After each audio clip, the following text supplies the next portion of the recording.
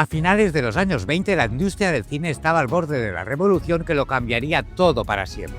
Mientras el mundo se hundía con el crack de 1929, los estudios de Hollywood se enfrentaban a su propio terremoto, la llegada del sonido. Esta es su historia.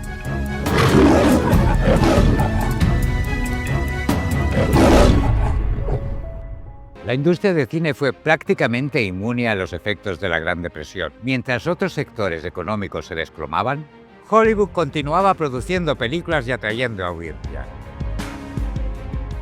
El cine se convirtió en una vía de escape barata y popular. En Estados Unidos, por 5 centavos, podías pasar la tarde en el cine sumergiéndote en historias dulces y románticas que te hiciesen olvidar tus problemas.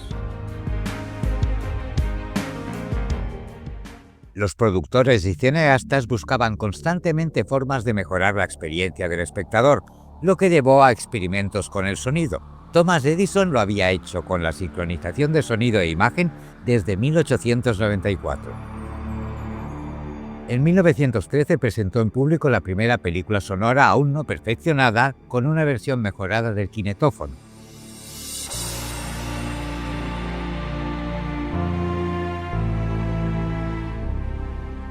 El incendio de su estudio en 1914 retrasó el desarrollo del cine sonoro, al quedar destruidos los equipos y prototipos.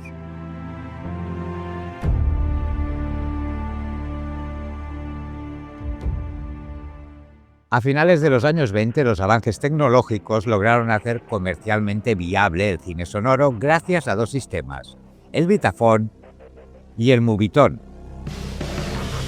Warner Bros. Desarrolló el Vitaphone. Grababa el sonido en discos separados que se sincronizaban con la película. Tenía la ventaja de que no requería cambios en los proyectores de los cines. You ready, Mr. Heller?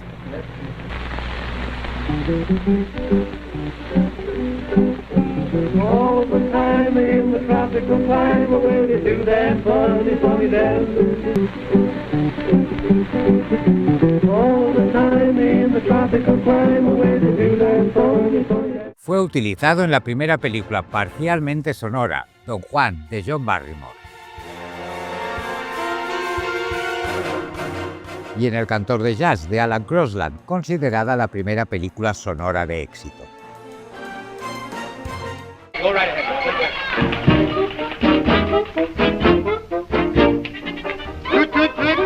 Goodbye. Don't cry. Your smile on my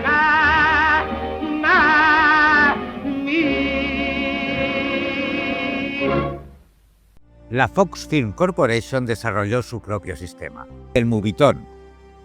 El Movietone integraba la banda de sonido en la misma película. A pesar de que requería que todos los cines fueran adaptados, se convirtió en el estándar por muchos años.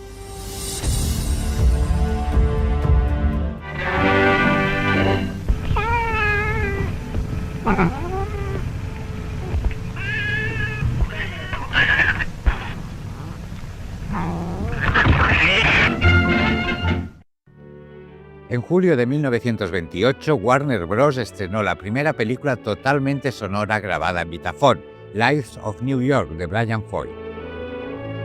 La Metro-Goldwyn-Mayer hizo lo propio con una película muda con efectos de sonido, Sombras blancas en los mares del sur, dirigida por W.S. Van Dyke. John Ford dirigió el primer film sonoro en exteriores, The Black Watch. Incluía por primera vez sonidos ambientales como el canto de los pájaros o el trote de los caballos.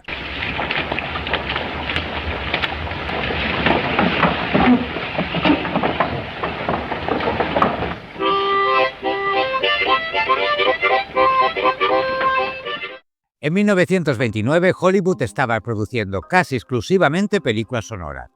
Y para finales de 1930, esta tendencia se había extendido a gran parte de Europa occidental. A la par que se mejoraba el sonido, se desarrollaron sistemas que permitían mayor movilidad de las cámaras, lo que resultó en tomas más dinámicas. Ruben Mamoulian inventó un rodillo para desplazar la cámara.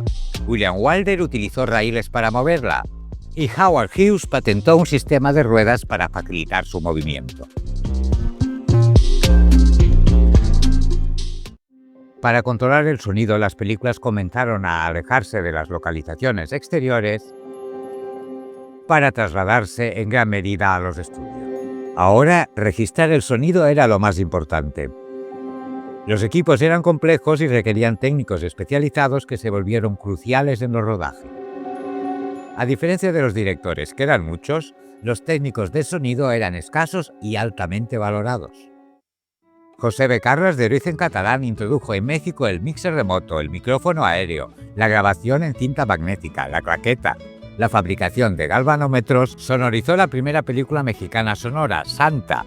Fue el sonorista preferido de Buñuel. El cambio al sonoro afectó también a las carreras de muchos actores que no pudieron adaptarse al nuevo formato, debido a que sus voces no eran atractivas por su timbre o no vocalizaban adecuadamente. Registra su voz en un gran disco de cera, pero para lograrlo tiene que hablar frente al micrófono que está en el arbusto. Pruebe otra vez. ¡Qué estupidez! Ahora lo hará, Dexter. No te preocupes, es el primer día y todos estamos un poco nerviosos. Los actores de teatro de Broadway se encontraron en una situación ventajosa. Por su formación en el escenario, estaban acostumbrados a proyectar la voz y articularla claramente. Llegaron a Hollywood figuras que se convertirían en estrellas: Bette Davis, Clark Gable, Spencer Tracy y James Cagney. Laurel y Hardy lograron una transición exitosa al cine sonoro. Su primer corto sonoro fue Hogar, Dulce Hogar, donde demostraron su capacidad para combinar humor verbal y visual. El acento inglés de Laurel y el acento sureño de Hardy les potenció su carrera.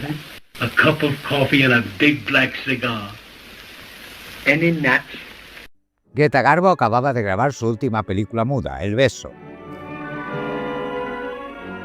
La Metro-Goldwyn-Mayer promocionó Anna Christie con el famoso eslogan «Garbo habla». Su voz fue bien recibida. Su acento sueco y su tono grave se consideraron exóticos y sofisticados, acordes con su imagen en pantalla. Give me a whiskey, ginger ale on the side. And don't be stingy, baby. No fue el caso de otros actores que descubrieron que sus voces no se ajustaban a la imagen que el público había formado de ellos durante la era del cine mudo.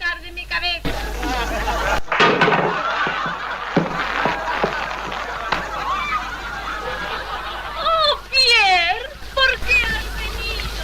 ¿Juegas con el peligro? Nunca recordaba dónde llevaba el micrófono. A nuestros enemigos acechan en la noche. Se apagaron estrellas de la dimensión de Mary Pickford, Douglas Fairbanks, Dolores Costello, Norma y Constance Talmadge, Buster Keaton, John Gilbert. Charlie Chaplin se resistió a la transición al sonoro durante varios años. Creía que el cine mudo era un lenguaje universal y que la voz mataría a su icónico personaje de Charlotte.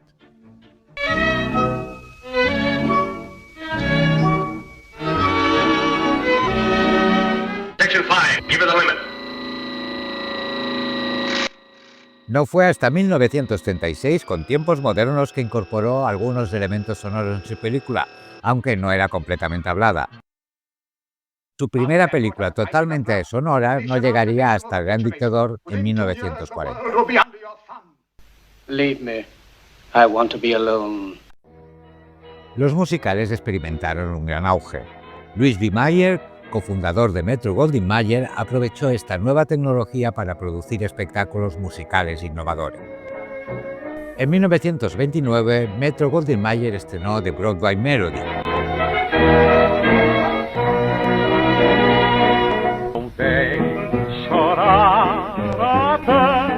Su Oscar a la mejor película impulsó a la Metro a producir más musicales conocidos como Broadway Melodies. Buddy Beckley creó para la Warner y después para la Metro y la Fox impresionantes coreografías de movimientos sincronizados registrados con una cámara siempre en movimiento. Se había inspirado en los desfiles de su pasado como militar.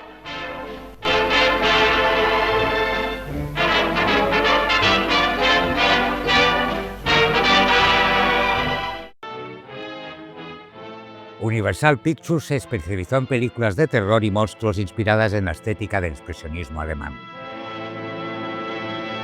Frankenstein.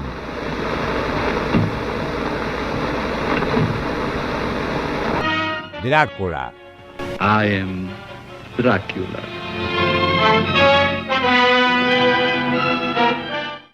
La momia.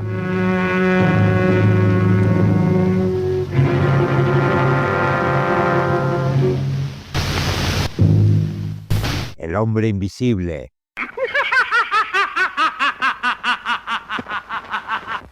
Look, he's all eaten away. El hombre lobo. En 1931, RKO produjo el primer western sonoro, Cimarrón, de Wesley Ruggles.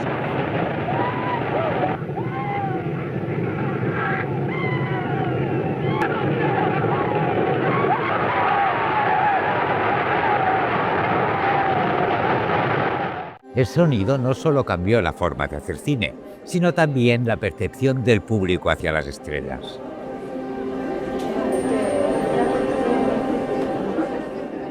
Al oír las voces de sus ídolos, los espectadores comenzaron a verlos más accesibles, lo que desencadenó un interés sin precedentes en sus vidas personales.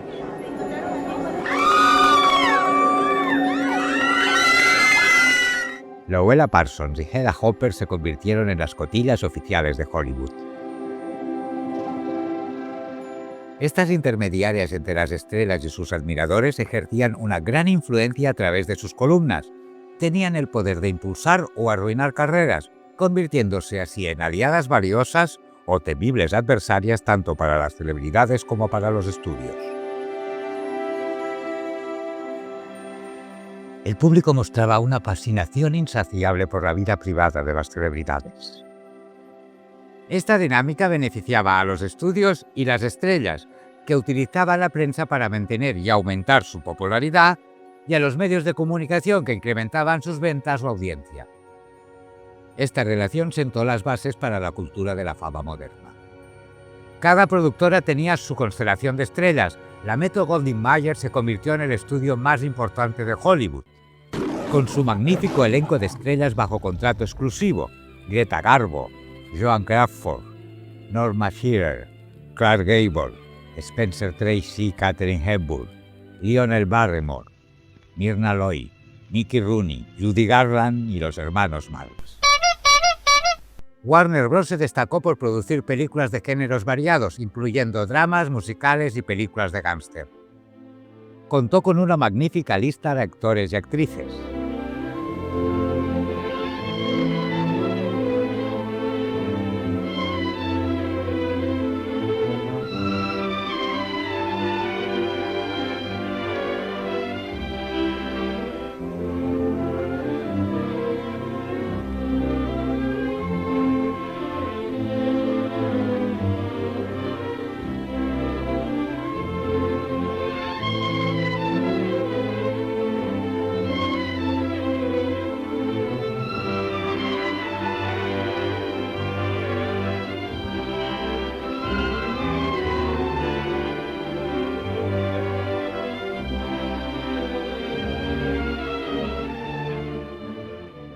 Paramount Pictures se lanzó a producciones con un toque de glamour internacional.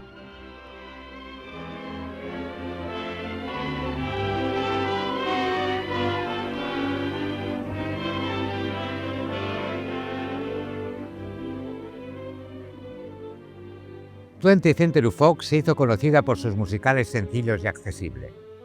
Uno de sus mayores éxitos fue el lanzamiento de Shirley Temple, la niña prodigio que se convirtió en una de las estrellas más taquilleras de la década de los 30. Fox también produjo musicales protagonizados por Alice Faye y Betty Gable. RKO tenía como sus principales estrellas a Fred Astaire y Ginger Rogers. El cine sonoro acabó con su universalidad. El nuevo paradigma obligaba a doblar o subtitular las películas para los mercados internacionales. A partir de 1927, los estudios empezaron a reclutar actores extranjeros para grabar las versiones en otros idiomas, las llamadas talkies, copias plano a plano de las películas estadounidenses más taquilleras. Durante algunos años se formó una comunidad de actores españoles afincados en California. De este tema tenemos un vídeo. El mundo quería oír la voz de sus estrellas, por lo que Hollywood contrató a muchos actores españoles de renombre para participar en sus producciones, aunque ninguno de ellos alcanzó la categoría de verdaderas estrellas. Esta es su historia. El 6 de octubre de 1927 se estrenaba en el Cine Capitol de Barcelona El Cantor de Jazz.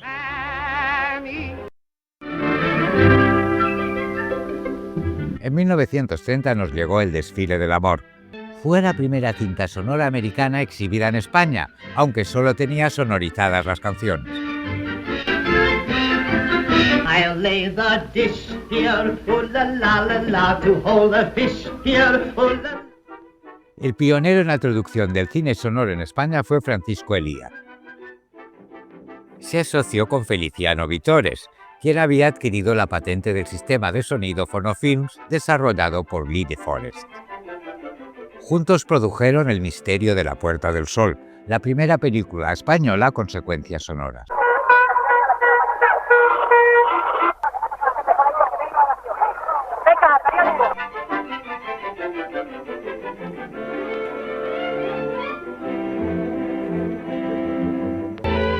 En Barcelona, con capital francés, se abrieron los primeros estudios sonoros del país, Orfea.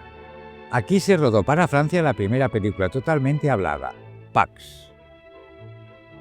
Se estrenó con subtítulos en castellano en el Cine Femina. De este tema también tenemos un vídeo.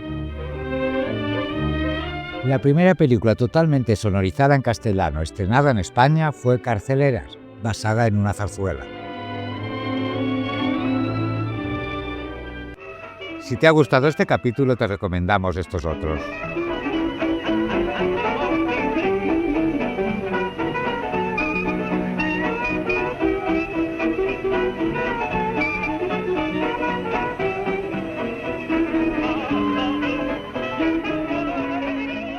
Si te gusta la historia, recuerda que tenemos un canal paralelo, Proyecto Memory. A finales de los años 20, la industria del cine estaba al borde de la... Si no dices nada es que puedes seguir. A finales de los años 20 la industria del cine estaba... No es igual. A partir de 1927 los estudios empezaron. A partir de 1927 los estudios empezaron a reclutar actores extranjeros para amacarlo. Tranquilo. La post... Sí, pero es que eso es otra foto. Puedes contribuir al canal con una mínima aportación, uniéndote como miembro. Verás los vídeos antes que nadie. Suscríbete para que YouTube te recuerde cada viernes el estreno de un nuevo capítulo. También tenemos web y estamos presentes en Facebook, Instagram y TikTok.